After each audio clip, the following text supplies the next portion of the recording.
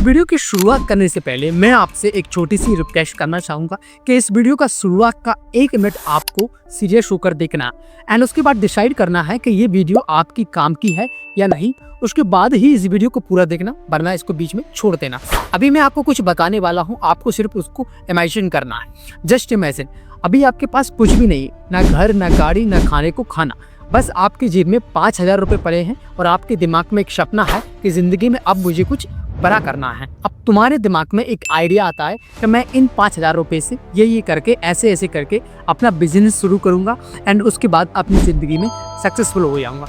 But झट से फिर आपके दिमाग में एक और आइडिया आता है कि यार जो बिजनेस मैं शुरू करने वाला हूँ, कहीं वो फेल हो गया तो मेरा क्या होगा, कहीं ये नहीं चला तो मैं तो बर्बाद हो जाऊंगा। और अगर इस कंडीशन में एलन मस्क होता तो वो ऐसा बिल्कुल भी नहीं सोचता, क्योंकि साल 2008 में स्पेस एक्स और टेस्ला मोटर्स फाइनेंशियल क्राइसिस में थे और एलन मस्क अपना सारा पैसा कंपनी में लगा चुके। उस वक्त की टर्म कंडीशन यह थी कि एलन मस्क की वाइफ तलुरा ने अपने पेरेंट्स को इस सिचुएशन के बारे में बताया, तो तलुरा के पेरेंट्स ने कहा कि हम अपना हर गिरवी रख देंगे और उससे जो भी पैसा मिलेगा वो हम एलन को दे देंगे। लेकिन इस बात से एलन ने साफ साफ इनकार कर दिया। एलन की इतनी बुरी कंडीशन को देखकर उनके दोस्त मार्क जीन कोशा ने कहा कि यार हम स्पेस एक्स और टेस्ला में से एक कंपनी को बंद कर देते हैं एंड उसके बाद एक कंपनी पर काम करते हैं। लेकिन एलन मस्क ने इस बात का क्या रिप्लाई दिया, उसको सुनकर आप हैरान हो जाओगे। इन्होंने कहा, ये सवाल तो मेरे लिए ऐसा है जैसे मेरे पास 2 बेटे हैं और मेरे पास कुछ ही खाना है और कोई मुझसे कह रहा है कि ये सारा खाना एक बेटे को दे दो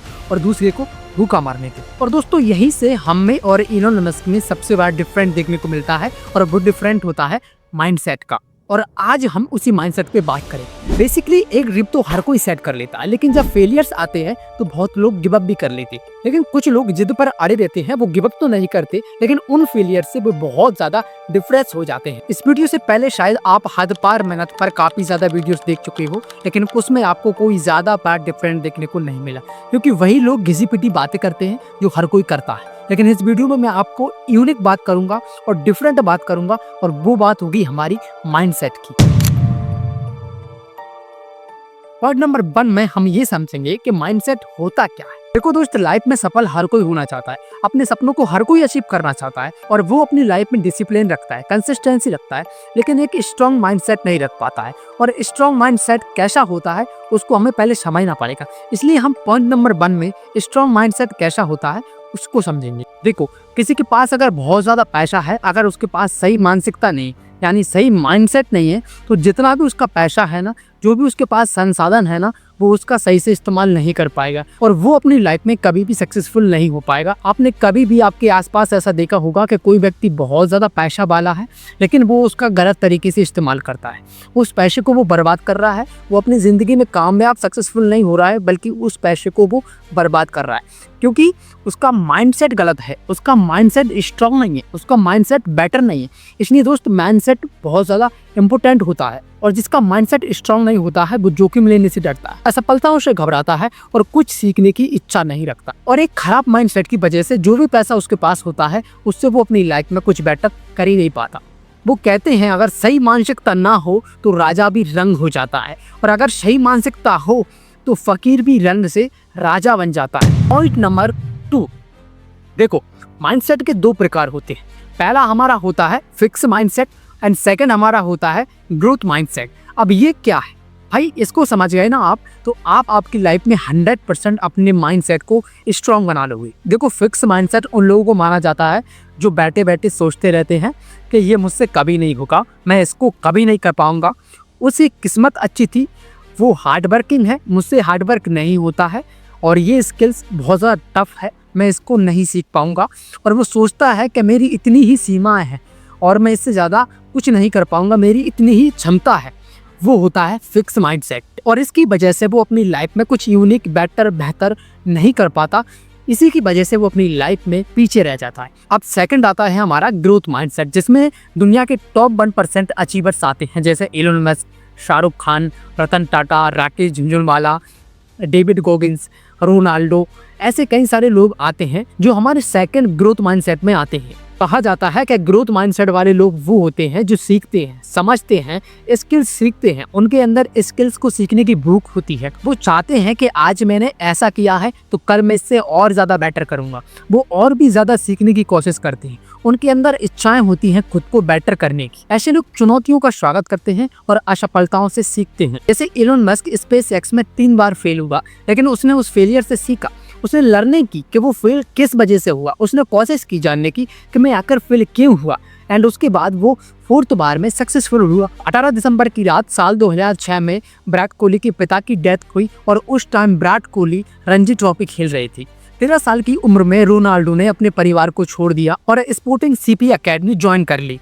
कहते हैं कि रोनाल्डो सबसे पहले ग्राउंड में आके प्रैक्टिस करते थे और जब सारी टीम चली जाती थी उसके बाद भी वो 5-5, 6-6 घंटे प्रैक्टिस किया करते थे। उनके पिता की डेथ के बाद भी वो लगातार फुटबॉल खेलते रहे। इतने दुखी समय में भी उनका माइंड स्ट्रांग बना रहा और आज दुनिया का कोई भी ऐसा व्यक्ति नहीं है जो रोनाल्डो को ना जानता हो और उनकी आज टोटल नेटवर्थ 80,000 करोड़ से भी ज्यादा है। आखिर इन लोगों का माइंडसेट इतना ज़्यादा स्ट्रॉन्ग बना कैसे? क्या इतना ज़्यादा स्ट्रॉन्ग माइंडसेट हम लोग भी बना सकते हैं? क्या वो पॉसिबल है? यस दोस्तों, ज़रूर पॉसिबल है। हम भी इन लोगों की तरह एक स्ट्रॉन्ग माइंडसेट बना सकते हैं। तो सुनो, देखो, इस वीडियो में मैं आपको कोई सिंपल या इजी स्टेप नहीं बताऊंगा, क्योंकि एक बिग सक्सेस के लिए कोई सिंपल इजी स्टेप या शॉर्टकट नहीं होता है। तो इस उम्मीद में आप बिल्कुल भी मत रहना।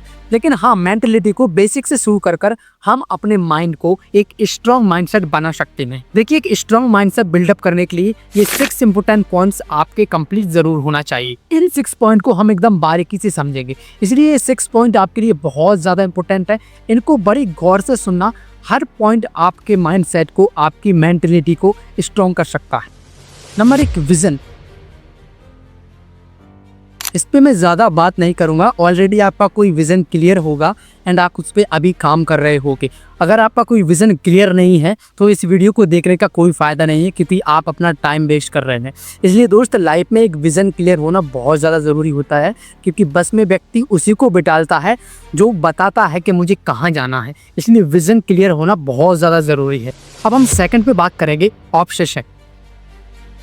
Obsession is not unhealthy if your dream is pure। अगर तुम्हारा सपना सच्चा और पवित्र है तो उस सपने को पाने के लिए जो पागलपन होना चाहिए वो कभी गलत नहीं होता। रोनाल्डो हर एक मैच के बाद खुद को एनालाइज करता है कि उसने कहां पर मिस्टेक की और आज उसने खुद को कितनी % इम्प्रूव किया। उसके लिए फुटबॉल कोई एक गेम नहीं बल्कि एक ऑब्सेशन है, एक पागलपन है। डाइट, ट्रेनिंग, रिकवरी, ये सब के सब उसके दिमाग में रोज चलते रहते हैं। सोचो, 13 साल का लड़का जिसका सही से स्कूल जाने का तक मन नहीं करता, वो अपने माँ बाप को 4 घंटे नहीं छोड़ सकता।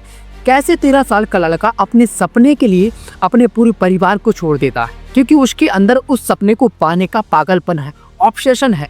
इसीलिए जिस दिन तुम्हारे अंदर अपने सपने को पाने का ऑब्सेशन आ जाएगा, पागलपन आ जाएगा, उस दिन पता चलेगा कि हाँ, तुम्हारा सपना सच्चा और पवित्र है। अब बात करते हैं हमारे नंबर 3 की, वर्चुअल हॉनेस्टी। ये चीज हम एलन मस्क से सीखती है। जो दुनिया से झूठ बोलता है वो बिजनेस में तो सर्वाइव कर जाता है, लेकिन जो खुद से झूठ नहीं बोलता वो पूरी दुनिया को ही बदल देता है। सोचो, अगर इलोन मस्क भी तुम्हारी तरह स्पेस एक्स और टेस्ला जैसी कार बनाने में ये सोचता कि अगर ये कार नहीं बनी तो मेरा क्या होगा, मेरा पैसा बर्बाद हो जाएगा, मैं तो बैंकक्रप्ट हो जाऊंगा, मैं तो सड़क पर आ जाऊंगा। अगर वो ऐसा सोचता तो क्या वो 3 बार फेल होने के बाद भी स्पेस एक्स पे काम करता? क्या वो टेस्ला जैसी मोटर्स कार पे काम कर पाता? नहीं, बिल्कुल नहीं। अगर वो हर बार स्पेस एक्स और टेस्ला जैसी कार बनाने में खुद से झूठ बोलता कि मैं आज नहीं करूंगा, कल करूंगा, आज मैं थक गया हूँ, आज मेरा मन नहीं कर रहा है, तो क्या वो इतनी सारी मल्टीपल कंपनी चला पाता? दोस्तों, तुम्हें क्या लगता है, अगर हम खुद से झूठ बोलेंगे तो कुछ नहीं होगा? फिलहाल में कुछ नहीं होगा, लेकिन जिंदगी में आगे चल के कुछ भी नहीं होगा। अपने सपनों के बीच में कभी भी अपने आप से झूठ मत बोलना, वरना तुम अपनी जिंदगी में कभी भी सक्सेसफुल नहीं हो पाओगे और ना ही कभी भी एक स्ट्रॉन्ग माइंडसेट बिल्डअप कर पाओगे। अब आता है हमारा 4th number, pain endurance. Neeraj Chopra. Shoulder operation के बाद भी नीरज चोपड़ा के शोल्डर में बहुत ज्यादा पेन था, लेकिन उसके बाद भी उसने प्रैक्टिस को नहीं छोड़ा। टोक्यो ओलंपिक्स के पहले उनकी शोल्डर की सर्जरी हुई और 1 साल तक एक्सट्रीम पेन रहा। उसके बाद भी थ्रो करना नहीं छोड़ा और इंडिया को 100 साल बाद गोल्ड मेडल दिलाया। ये तो मैंने सिर्फ आपको एक एग्जाम्पल बताया, ऐसे दुनिया में हजारों एग्जाम्पल भरे पड़े हैं। दोस्तों, कितना भी पेन हो, जिसको सपने को पाने का जुनून चढ़ा होता है वो कभी बहाने नहीं बनाता, वो हर दर्द को सहन करता है। अब आता है हमारा 5th number, discipline. David Goggins. जब दर्द लिमिट से बाहर हो तब भी कोई बंदा ट्रेनिंग कर रहा हो तो दोस्तों वो डिसिप्लिन नहीं है, वो एक स्ट्रॉन्ग माइंडसेट है। रोज घंटों दौड़ना, पैरों में सूजन आ जाना, यूरिन में ब्लड आ जाना, उसके बाद भी bad water 135 ultra marathon death valley की चमकती धूप में दौड़ना, ये सब क्या है? ये क्या डिसिप्लिन है? ये एक स्ट्रॉन्ग माइंडसेट है और स्ट्रॉन्ग माइंडसेट ही इंसान को बहुत कुछ बड़ा कराता है। दोस्तों बिना ट्रेनिंग के भी नेवी सील की 3 बार ट्रेनिंग की। इतनी टफेस्ट ट्रेनिंग को कंप्लीट करने के लिए एक वर्ड डिफाइन करता है, वो है डिसिप्लिन। नहीं, इससे ज्यादा इंपॉर्टेंट है, इससे ज्यादा महत्वपूर्ण है स्ट्रॉन्ग माइंडसेट, क्योंकि माइंडसेट से ही डिसिप्लिन बनता है। डेविड गोगिंस के लिए कोई मोटिवेशन नहीं चाहिए, उसके लिए मोटिवेशन कुछ भी नहीं है। उसके लिए सिर्फ इम्पोर्टेंट है उसकी ट्रेनिंग, उसकी डाइट, उसका डिसिप्लिन एंड उसका स्ट्रॉन्ग माइंडसेट। एंड लास्ट हमारा आता है point number 6, unstoppable human. Shahrukh Khan ना बैकग्राउंड, ना सपोर्ट, ना कोई गॉड फादर, बस अपने अंदर एक विश्वास और अनस्टॉपेबल ह्यूमन, और आज वो बॉलीवुड का बादशाह बना बैठा है।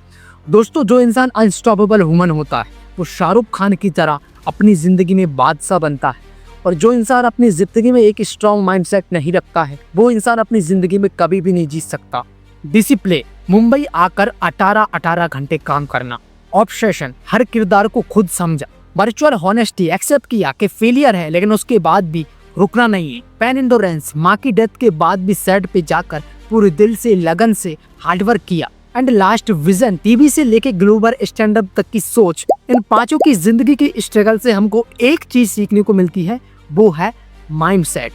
इस पूरी दुनिया में 100 के 100% लोग सपना देखते हैं, लेकिन 5 से 6% लोग ही अपनी लाइफ में सक्सेसफुल हो पाते हैं। कोई फेलियर से डर जाता है तो कोई कंफर्ट जोन में रह जाता है, किसी के दिमाग में निगेटिविटी भर जाती है तो किसी की मजबूरी या गरीबी, सेल्फ डाउट के चक्कर में वो अपनी जिंदगी में कुछ भी नहीं कर पाता। लेकिन ये सारी प्रॉब्लम का सॉल्यूशन सिर्फ और सिर्फ माइंडसेट है, सिर्फ और सिर्फ माइंडसेट।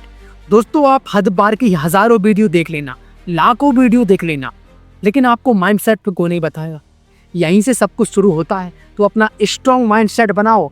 हर इंसान जो अपनी ज़िंदगी में सक्सेसफुल हुआ है उसने अपना स्ट्रॉन्ग माइंडसेट बनाया है, उसके बाद ही उसने हद पार मेहनत शुरू की है। अगर ये वीडियो से आपको थोड़ी भी नॉलेज मिली है, मोटिवेशन मिली है, तो प्लीज़ एक लाइक ज़रूर कर देना, एक कमेंट ज़रूर कर देना और चैनल को सब्सक्राइब जरूर कर देना।